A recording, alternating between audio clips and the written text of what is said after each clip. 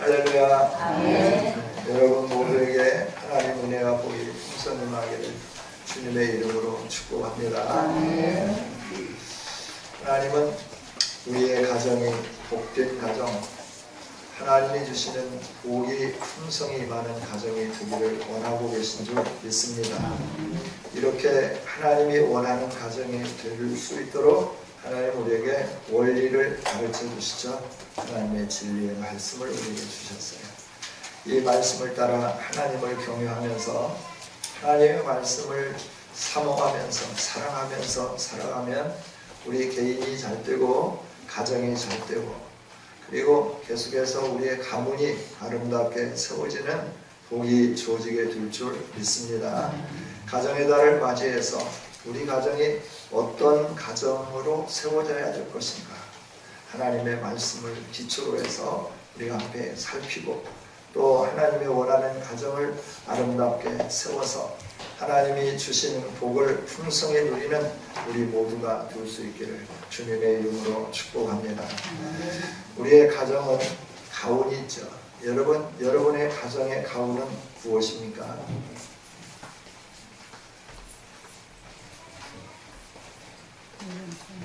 가훈 요즘 뭐 그런 거 잘 안 걸어놓죠. 교훈, 급훈 뭐 이런 거 걸어놓으면 구시대의 산물이다. 그래가지고 이런 거 없이 자유롭게 하자. 뭘 자유롭게 해요? 주범이 없는데 뭐가 자유로워? 이건 방종이에요. 방종. 방종의 삶을 살면서 그것이 옳다라고 주장하는 이런 거는 저는 참 제가 보수적인 것 같아요. 극보수고. 그래서 레드라인을 넘지 않도록. 여러분 가정의 전통은 무엇입니까? 여러분은 자녀들에게 어떤 유산을 남기면서 지금 살아가고 계십니까? 제가 왜 가훈이 뭐냐, 전통이 뭐냐, 유산을 어떻게 남기기를 원하느냐 이걸 묻는 이유가 뭘까요? 이 시대의 가정이 자꾸 무너지고 깨지는데 왜 그럴까? 그렇죠? 이 아름다운 전통이 무너지니까 이 아름다운 전통이 자꾸 깨지니까 이 가정에 대한 소중함이 없어지고 가정에 대한 소중함이 점점 사라지게 되니까 이 사회가 혼란으로 치닫게 되는 거고 그러면서 참 이상한 일들을 많이 좋아하고 그것이 정당한 것처럼 행동하는 사회가 되어버렸다라고 하는 거예요. 우리가 가훈을 정하고 집안의 전통을 세우는 까닭이 무엇일까요? 아름다운 가문으로 세우기 위함 아니겠어요? 우리 자녀들을 올곧게 성장시키기 위함이 아니겠어요? 또 그동안 살아와 보니까 이렇게 살았으면 좋겠다. 또 이런 삶을 사는 사람이 되었으면 좋겠다라고 하는 나름대로 삶의 열매, 삶의 결산 그리고 그 삶의 결과를 통하여서 우리의 가정, 우리의 후손들은 이렇게 살아서 이렇게 복 있는 삶을 살았으면 좋겠다 하기 때문에 가훈도 정하고 전통을 세우고 그 유산을 물려주기를 원하고 있는 거죠. 그런데 사람들은 부모들로부터 이 정신과 함께 육체와 또 모든 것들을 물려받는데 젊은이들은 그런 걸 잘 물려받으려고 하지 않는 것 같아요. 오늘 우리는 신앙을, 우리의 정신을, 우리의 마음가짐을, 우리의 가치관을, 우리의 인생관을 그리고 우리의 재물관을 자녀들에게 물려주는 아름다운 성도들이 되기를 원합니다. 우리가 물려줄 것이 참 많은데 대부분의 많은 사람들은 손쉽게 비교, 우위를 통하여 확인할 수 있는 재물에 대해서 관심을 많이 갖게 되는 거예요. 그래서 자녀들이 몇 명인데 내가 이 자녀들에게 무엇을 남겨줄 건가, 땅을 몇 마디에 남겨줄 건가, 집을 어떻게 남겨줄 건가 여기에 관심을 갖고 우리들이 이렇게 재산만 물려주려고 하는데 재산을 물려주면 자녀들의 삶이 윤택하고 행복할 것이라 생각하는 그 가치관 자체가 우리들이 만몬주의에 사로잡힌 거죠. 하나님을 섬기면서도 하나님의 주권 아래 순복하는 게 아니라 돈의 주권 아래 무릎 꿇는 이런 일들을 우리가 하고 있다라고 하는 거죠. 여러분, 재산만 남겨주면 가치관이나 정신이나 이런 걸 남겨주지 아니하고 재산만 남겨주면 후손들은, 자녀들은 윤택하지 않아요. 행복하지 않아요. 오히려 그것 때문에 형제간의 우애가 단절되고 또 형제간의 관계가 깨어지고 이런 일들이 있어지게 된다 하는 거죠. 그래서 프리스톤 대학의 총장은 이렇게 권면을 했어요. 당신의 자녀들이 축복된 미래를 살아가기 원하십니까? 그렇다면 결코 재물을 유산으로 남기지 마십시오. 그 대신 가치를 유산으로 남기십시오. 가치관을 심어주는 거예요. 믿음의 가치관. 사람이 이 세상에 살면서 하나님의 사람다움의 가치관, 이 가치관이 무너지니까 자꾸 엉뚱한 곳에 우리의 마음이 가고 우리의 발걸음이 옮겨지게 된다 하는 것이죠. 여러분, 저와 여러분이 정말 아름다운 가치관, 이 가치관을 자녀들에게 유산으로 남길 수 있는 저와 여러분이 되어지기를 원합니다. 이스라엘 백성들은 부모가 자녀들을 축복하는 것을 아주 중요하게 여겼어요. 그래서 부모는 자녀를 축복하는 것에 대해서 중요한 책임을 가졌고, 자녀들은 부모로부터 축복받는 것을 위대한 그런 일로 생각을 했다 하는 거죠.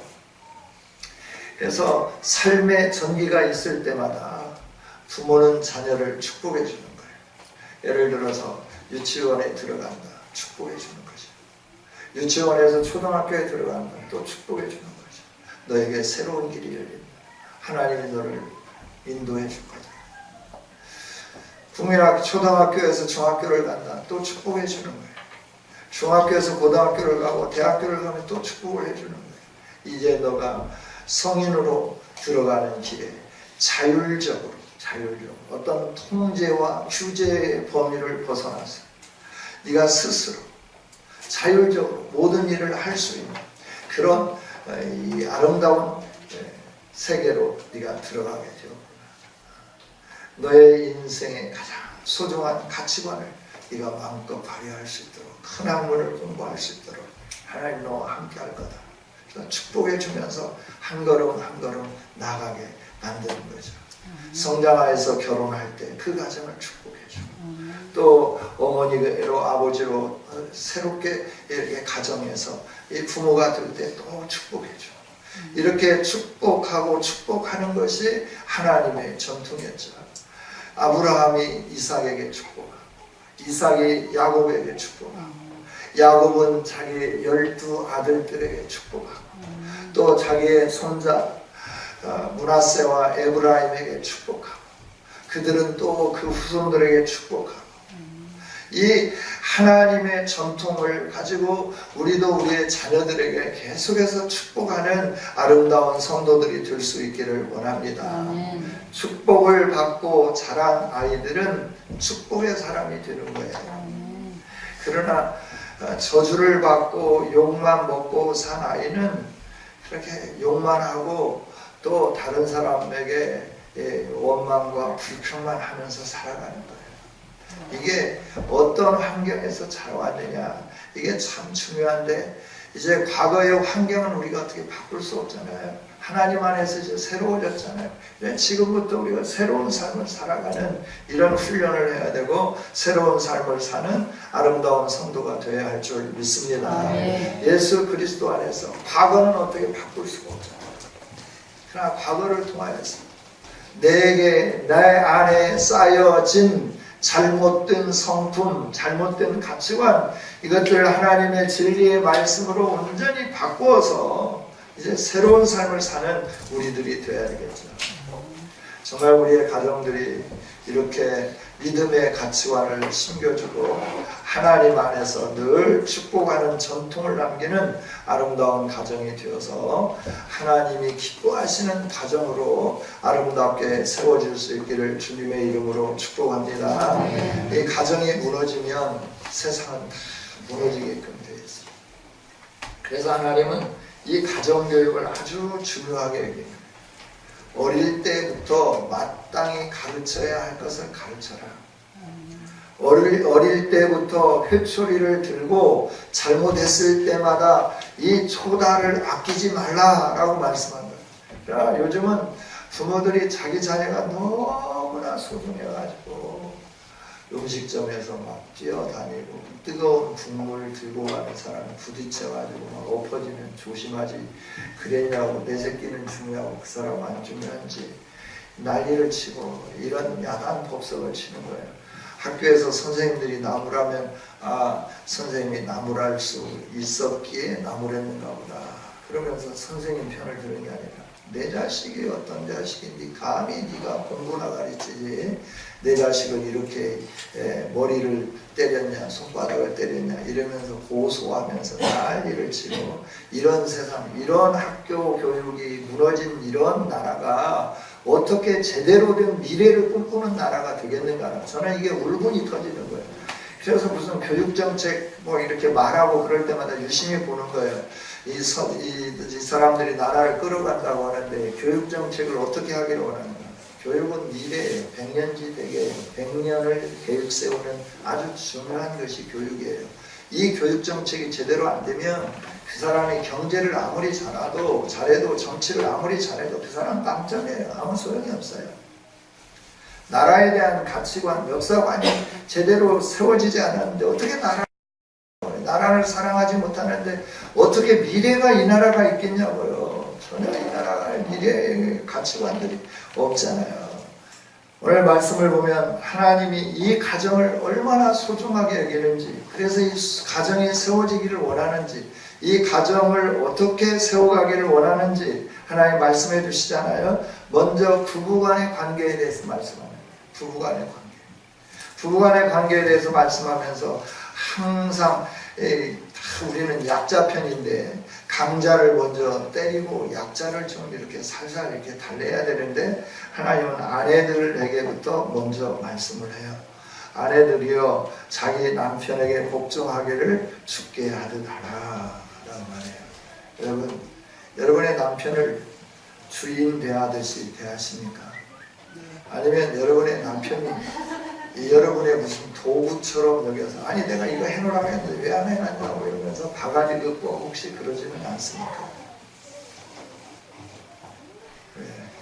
회개해요. 믿는 사람들이 회개해요. 남편을 아주 우습게 하는 거야. 너무나도 우습게 하는 거야. 혹시 남편 몰래 주머니 차고 있으면 회개하시죠. 하나님 앞에 회개해요. 여러분, 가정이라고 하는 것은 부부가 하나 된 거잖아요. 창세기 2장에서 벌거벗었지만 부끄러워하지 않았다 그랬잖아요. 모든 걸 다 오픈하는 것이 부부간의 관계예요. 여러분의 약점도, 여러분의 장점도, 여러분의 아픔도, 여러분 마음속에 담고 있는 그 비밀스러운 것도 서로 사랑하고 한 몸 이루기로 결정을 했으면 숨기는 게 없어야 된다라고 하는 거예요. 그런데 너무 많은 비밀을 갖는 거예요. 언젠가도 한번 말씀을 드렸듯이 드라마가 참 우리 그 사고를 아주 망가뜨리는 이 일들을 감당하고 있는데, 그래서 우리 후세대들이 그리스도 정신으로 아름답게 사회를 선도해 갈 수 있는 이 메시미디어에 종사할 수 있는 탁월한 리더들이 일어나야 됩니다. 교육계에서도 탁월한 리더들이 일어나야 되는 거예요. 그래서 선생님들, 이 탁월한 리더가 되어야 됩니다. 하나님의 그 정신으로 하나님이 원하는 그 마음을 가지고 한 영혼 한 영혼을 국어 살피면서 그들에게 예수의 정신을 심겨넣는 이런 아름다운 일들을 해야 된다고 하는 거죠. 드라마가 한번 방영이 됐는데 남편과 아내 이후에 애인을 두는 그런 드라마였던 것 같아요. 그 드라마가 방영되고 난 다음에 애인들을 두기 시작하는데 교회 안에서 애인들을 두기 시작했다라고 하는 거예요. 이게 문제가 되고 이게 세상이나 교회나 믿는 사람이나 불신자나 이게 동일하게 보니까 가치관이 동일하고 행동이 동일하니까 누가 교회 안에 오려고 하는 그런 사람들이 없어요. 제 행동을 보니 나도 교회를 가고 싶지만 제가 다니는 교회는 내가 나가고 싶지 않아. 이런 말이 휘자되고 또 이런 말이 돈다고 하면 이게 성도로서의 바른 삶은 아니지 않나 이런 생각을 해보는 거죠. 가정이 중요해요. 정말 가정을 하나님이 아름답게 세우고 그 가정의 가치관을 세워서 그 가정에서부터 하나님의 복이 흘러가기를 원하는데 가정이 자꾸 파괴되어져 간다라고 하는 거예요. 이때 저와 여러분은 아내 된 자들이여 하나님이 말씀하신 것처럼 자기 남편에게 복종하는데 죽게 하듯 복종하는 정말 믿음의 여인들이 되기를 원합니다. 남편에게 복종하십시오. 남편을 자기 종부리듯이 부리려고 하지 말고 남편이 말할 때 그게 좀 틀린 것 같아도 우선 그 자리에서는 예 알았습니다. 이러면 얼마나 좋아. 아니 그거 틀렸잖아. 끝까지 막 우기는 거야. 막 우기면서 막 그렇게 대드는 거는 남편은 자존심이 있지. 아이고 자존심이 있는데 자기가 말했는데 뭐 이러면 어떻게 되겠어요. 다른 데서 화를 못 내니까 집에서라도 큰 소리 치려고 하겠지. 그러다 보면 관계가 깨지지 않겠어요. 그러니까 남편이 말할 때 그냥 들으면서 그래 당신 말이 맞는 것 같습니다.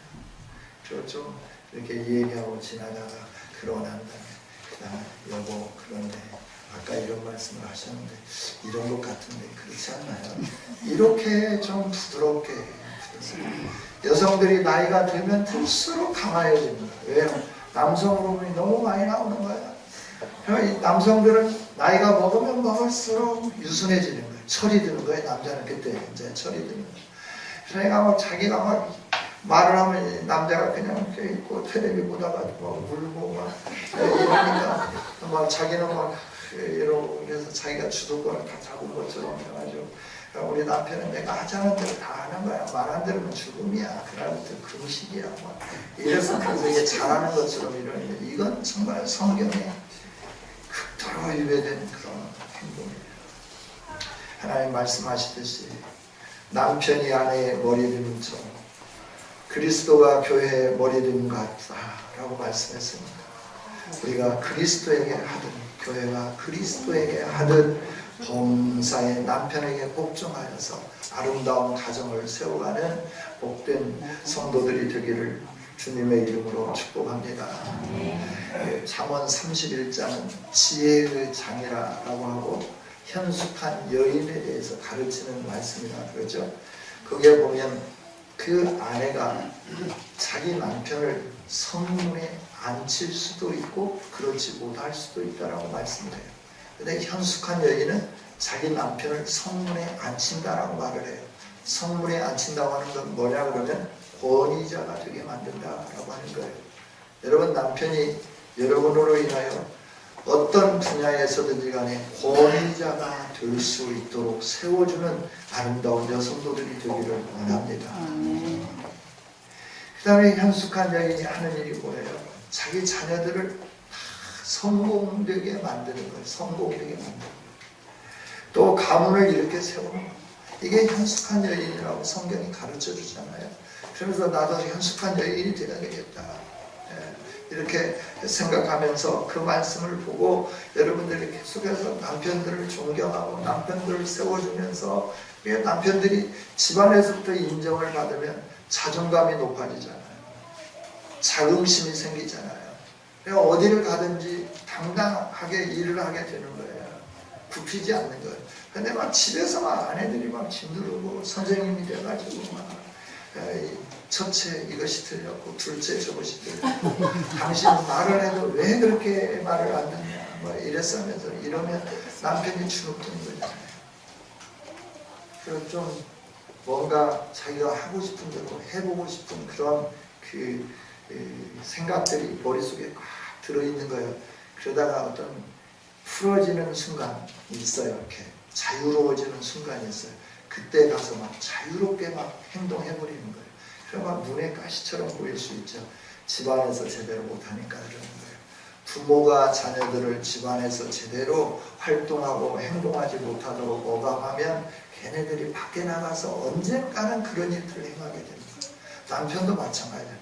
남편은 3살짜리 어린아이라고 늘 기억하면서 3살짜리 어린아이를 내가 양육하고 있다, 내가 돌보고 있다, 이런 마음으로 늘 남편을 존경하고 남편을 세워주고 남편을 높여주는 아름다운 여성도들이 되기를 원합니다. 그 다음에 남편들이에요. 남편들.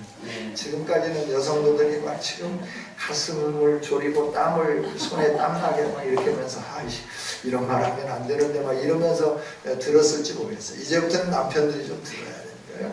남편들에 대해서 뭐라고 말씀하시죠? 남편들아, 아내 사랑하기를 그리스도께서 교회를 사랑하시고, 같이 읽습니다. 시작. 그 교회를 위하여 자신을 주심같이 하라. 교회를 위하여 자기 몸을 주셨어요. 여러분, 아내를 이렇게 사랑해야 되는 거예요. 이게 온전한 가정을 세워가는 남편과 아내의 도리예요. 부부 간의 도리예요.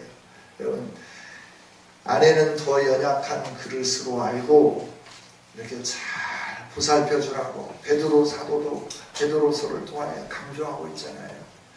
여러분, 아내들이 연약한 그릇임을 알고 잘 돌볼 줄 아는 아름다운 남편들이 되기를 원합니다. 그러면서 28절에서도 뭐라고 말씀해요?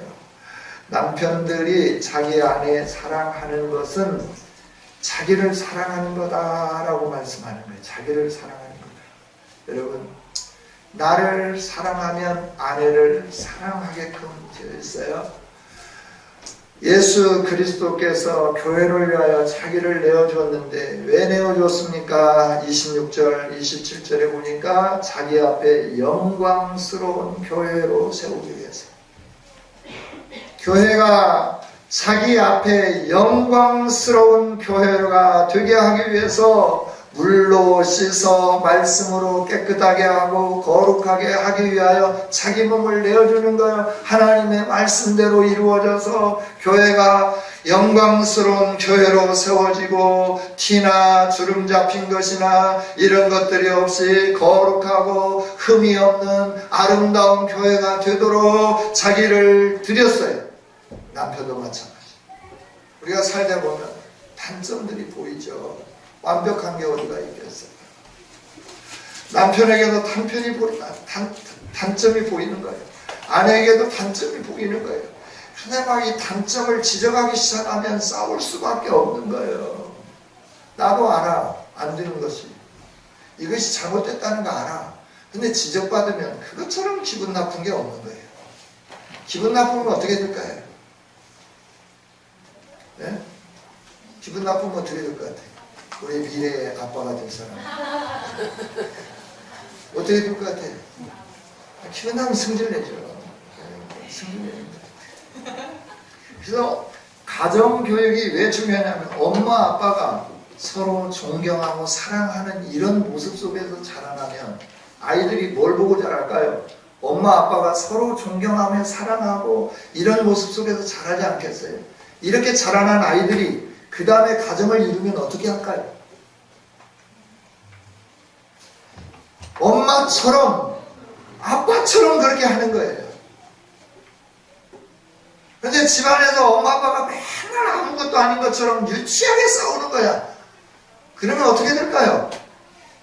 결혼해서 유치하게 싸우는 거예요. 그래서 며칠 안 되고 몇 시간 안 돼가지고 신혼여행 가다가 보따리 싸갖고 아빠 나 못 살겠어 이러고 돌아오게 되기도 하고 이런 일들이 일어나게 되는 거잖아요. 비행기 타고 가다가 그 먹는 거, 음식 먹는 거 가지고 뭐 이렇게 먹냐 저렇게 먹냐 그거 가지고 왜 커피 먼저 마시냐 왜 밥을 늦게 먹냐 뭐 이러면서 이거하고 싸워가지고 여행도 안 하고 거기서 뒤돌아와가지고 나는 집으로 간다 이런다고 그러잖아요. 하나님이 이렇게 가정에 대해서 섬세하게 말씀하시는 이유가 있어요. 가정교육이 중요하기 때문에 그래요. 가정이 올바로 세워지면 나라가 바로 세워지게 되고, 가정이 하나님의 말씀으로 세워지기 시작하면 이 나라가, 이 땅이 하나님의 거룩한 뜻에 의한 나라로, 거룩한 뜻에 의한 사회로 새롭게 변모되며 세워지게 되는 줄 믿습니다. 할렐루야. 그래서 남편들은 자기 아내를 위하여 자기 몸을 드려요. 자기 아내의 단점이 있을지라도 그 단점이 밝히 빛나서 영광스러운 아내의 모습이 될 수 있도록 나를 쳐서 복종하고 희생시키는 거예요. 아내를 위하여 나를 죽이는 거예요. 아내를 위하여 내 생명을 다 주는 거예요. 그래서 아내를 영광스럽게 만들어주는 거예요. 아내는 남편을 존경하고 남편이 높이 세워지도록 성문에 서서 성문에서 이 권위자가 될 수 있도록 남편을 세우는 이 일에 적극적으로 지원하고 후원하고 이렇게 돌보고 하는 것이 아내의 책무라고 하면, 남편의 책무는 아내의 연약한 부분들이 빛나도록 커버해주고 그것을 덮어줄 뿐만 아니라 이 아름다움으로 밖으로 드러낼 수 있도록 자기의 생명까지 내어주는 이 일들을 감당하는 것, 이것이 아내가 해야 할 일, 남편이 해야 할 일이라 말씀해주면서 이런 가정을 세워라, 이런 가정을 세워라 라고 말씀해주는 거예요. 여러분, 우리 함께 이런 가정을 세우기 위하여 노력해 봅시다. 할렐루야. 예수 그리스도가 주인된 가정이잖아요. 그러니 우리가 이렇게 하면 남편이 바뀌어지지 않겠어요? 남편을 위해서 맞습니다. 당신 말이 맞습니다. 당신은 하늘, 나는 땅. 당신이 원하는 대로 하시옵소서. 이러면서 아니 이 여자가 갑자기 왜 일어나요? 교회에서 이렇게 배웠어요. 교회가 이렇게 가르쳐줬어요. 우리 목사님이 이렇게 살라고 했어요. 그런 교회 같으면 열심히 다닌다. 그러다가 이렇게 그렇게 가보자. 이러면서 교회 오면서 변화되고 새로워지고 온전해지고 아름다운 가정이 되어지지 않겠어요? 할렐루야. 그 다음에 이제 부모가 자녀들에게, 자녀들이 부모에게, 자녀들은 주 안에서 부모님에게 순종하는 거예요. 이것이 옳다라고 말씀해요. 순종하는 삶. 자녀들은 부모님에게 순종을 먼저 배워요. 왜 그럴까라고 하는 거예요. 부모에게 순종을 배움으로 하나님께 순종할 수 있는 터를 닦아가기 시작합니다. 그런데 부모님에게 순종하지 않으면 하나님께 순종할까요? 순종하지 않을까요? 안 되죠. 그래서 이 믿음의 가문을 세운다는 것이 얼마나 소중한 일인지 몰라요. 이제 믿음의 가문의 문을 열고 출발하기 시작했다고 하면 여러분의 믿음의 가문이 아름답게 계속해서 세워질 수 있도록 여러분들이 훈련하고 또 삶을 살아가고 자녀들이 그런 삶을 살도록 하고 부모답게 살고 자녀가 자녀답게 사는 이런 아름다운 가정을 꾸려가기를 원합니다. 자녀들아 주 안에서 너희 부모에게 순종하라. 이것이 옳으니라. 이것이 옳으니라. 순종을 연습하기 시작합니다. 엄마 아빠가 말씀하면 힘들어도 예 하고 대답하는 거예요. 아니 아빠는 손이 없어 발이 없어 왜 가만히 소파에 앉아가지고 나보고 물 떠오라라고 하고 뭐 양말 벗기라고 이런 일을 하는 거야. 이러지 말고 예 하고 순종하는 거예요. 이 순종을 통하여서 하나님께 순종에 이르는 그 훈련이 되어지기 시작합니다. 그런데 부모에게 순종하지 않으면 하나님의 말씀도 순종하지 않는 거예요. 하나님의 말씀에 순종하지 않는데 어떻게 하나님이 주시는 복이 우리에게 막 우수수 쏟아지겠냐고요. 안 되죠. 그래서 하나님은 우리에게 복 주시기 위해서 복된 가정으로 너희들이 훈련되고 세워지고 이 일들을 위해서 하나님이 가정을 주시면서 가정에서부터 하나님 중심으로 말씀을 붙잡으면서 남편과 아내로서 부모로서 자녀로서 이 역할을 오늘 분명히 감당하면서 하나님이 원하시는 가정으로 세워지기를 원하는 것, 하나님이 원하는 가정이 이루어지게 되면 그 가정에는 하나님이 거하시잖아요. 하나님이 거하시니까 하나님이 보호하시는 거죠. 하나님이 보호하시고 하나님이 인도해 주시니까 실족하지 않는 거죠. 형통하게 되는 거죠. 평탄하게 되는 거죠. 여러분, 저와 여러분의 가정이 이런 가정이 되어지기를 원합니다. 할렐루야. 그 다음에 순종하라 그러면서 두 번째는 공경하라 그랬어요. 아버지와 어머니를 공경하라. 이것이 약속 있는 첫 계명이다. 약속 있는 첫 계명이다. 내 부모를 공경하라. 하나님 말씀해 주시죠. 하나님 섬기기를 다 하고 그 다음에 이웃을 사랑하고 섬기는데 첫 번째 누구를 향하여 하나님 말씀하시느냐 그러면 내 부모를 공경하라 라고 말씀하는 거예요. 부모님 공경하는 거, 이 일들을 소홀히 하지 않는 저와 여러분이 되어지기를 원합니다. 할렐루야. 여러분, 부모님이 연로하시다고, 여러분의 부모님이 여러분들보다 덜 배우셨다고, 여러분이 많이 배웠다고 부모님에 대해서 홀대하고 그러면 안 돼요. 세상은 부모님들을 자꾸 모시지 않으려고 하는 거예요. 마음 아픈 게 그런 부분들인 것 같아요. 세상 풍조가 그렇게 가는데 나만 내가 내 부모를 공양해야 되겠냐라고 하는 거예요. 나이 드셨으니까 세상처럼 요양원도 가시고 양로원도 가시고 그러면 얼마나 편하냐. 집에 혼자 있어갖고 말씀 한마디도 안 하시고 그래서 치매 걸리는 것보다 친구들도 있고 동료들도 있으니까 가서 얘기하고 놀고 그러면 훨씬 더 좋지 않냐. 건강하지 않냐. 예, 건강하고 좋지요. 그럼 우리가 해야 할 일을 우리가 잘 감당하는 우리들이 됐으면 좋겠어요. 부모를 공경하는 우리 사랑하는 성도들이 되기를 원합니다. 그 다음에 아비들아 부모들에게 말하죠. 너희 자녀를 노엽게 하지 말고 오직 주의 교훈과 훈계로 양육하라. 노엽게 하지 말라라고 하는 것은 너가 부모로서 하나님에 대해서 실족하게 하는 이 일들을 행하지 말라라고 하는 거예요. 우리가 부모로서 뭔가를 약속하고 이래놓고도 이렇게 그 약속을 헌신짝처럼 버리고 또 뭔가를 부탁했는데 그래 해줄게 그렇게 해놓고 나중에 가고 언제 그랬느냐를 모르쇠 이러면 안 된다라고 하는 거예요. 여러분, 약속한 것은 철저하게 지키는 아름다운 부모들이 되어야 해요. 어릴 때 혹시 그런 일이 있으면 회개하고 자녀들에게 이자 붙여가지고 다 돌려줘야 돼요. 세뱃돈 받으면 엄마 통장에 적금해라. 엄마가 나중에 너에게 줄게. 그리고 엄마 통장에 적금했는데 그건 온데간데가 없어. 나중에 물어보면 아이 다 썼지야. 내놓으세요 그러면 너를 위해서 썼지야. 이러는 거예요. 그러고 안 내놓는 거예요.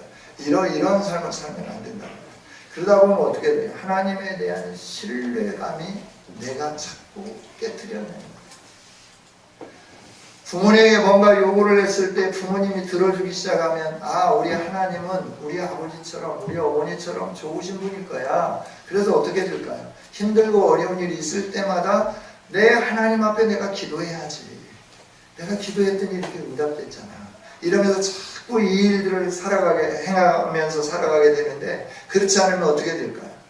우리 아버지한테 맡겼는데 아버지 그 은행도 믿을 수 없고 어머니 은행도 믿을 수 없고 그러면 어떻게 될까요? 내가 관리하고 내가 살아야지. 어디에 의존할 수가 없는 거잖아요. 독립성을 키우는 거는 좋은 일일 수 있겠지만 불신을 키우는 거는 아주 나쁜 일이지 않겠어요? 그렇지 않고도 독립성을 얼마든지 키울 수 있는 거예요. 그래서 자녀를 노엽게 하지 않도록, 자녀로 하여금 상처받지 않도록, 자녀로 하여금 하나님을 알아가는데 그 하나님을 아는 지식을 자꾸 망각시키고 깨트리고 하나님을 하나님으로 인정하지 못하게 만드는 이 일들을 행하지 말라라고 말씀하는 거죠. 그러면서 주의 교훈과 훈계로 양육하라 라고 하는 거예요. 마땅히 행할 길을 가르치라 라고 하는 거예요. 회초리를 들면서 가르치라 라고 하는 거죠. 그래서 잘못되었을 때는 반드시 왜 잘못됐는지에 대해서 말하고 그 잘못에 대해서 어떻게 하기를 원하는지. 그래서 서로 합의하에 손바닥 5대 맞겠습니다. 그럼 5대 맞는 거예요. 째째하게 또 자녀들은 손바닥 맞는다고 해놓고 아빠 이래도 돼요? 이제는 아빠 이럴 때가 아닌 것 같은데 이러면서 이렇게 반항하면 안 되는 거예요. 약속을 했으면 약속을 그대로 지키는 자녀들이 돼야죠. 교훈과 훈계로 양육해야 그 자녀들이 믿음으로 세워져 가게 되는 거예요. 여러분, 가정은 아주 소중합니다. 하나님은 그래서 가정 안에 서로의 윤리를 주셨고 이 윤리를 통하여서 우리의 가정을 아름답게 세워가기를 원하고 계신 줄 믿습니다. 저와 여러분이 하나님이 세우신 가정, 이 가정으로서 정말 하나님이 기뻐하시는 아름다운 가정으로 세워가는 아름다운 저와 여러분이 되어질 수 있기를 주님의 이름으로 축복합니다. 기도하겠습니다. 하나님 감사합니다. 우리에게 주신 아름다운 가정, 우리들이 깨트리고 파괴하고 그러면서 하나님이 왕이신데 내가 주인 되고 내가 왕 되어서 아버지 하나님 가정에 하나님의 복이 임하지 못하도록 통로를 가로막는 이런 일들을 행하였지 않는지 되돌아보며 하나님이 주시는 복을 우리 가정에 충만하게 채울 수 있도록 우리가 아내로서 남편으로서 자녀로서 부모로서 역할을 잘 감당해서 하나님이 세우기를 원하는 아름다운 가정을 세우는 우리가 되게 하여 주옵소서. 그래서 하나님이 약속하신 복을 누리게 하여 주옵소서. 하나님이 우리 가정의 주인 되어 주시고 왕이 되어 주셔서 항상 동행해 주심으로 우리의 가정이 형통하게 하시고 평탄하게 하여 주시고 하나님의 복이 넘치게 하여 주옵소서. 감사드리며 예수님의 이름으로 기도하옵나이다.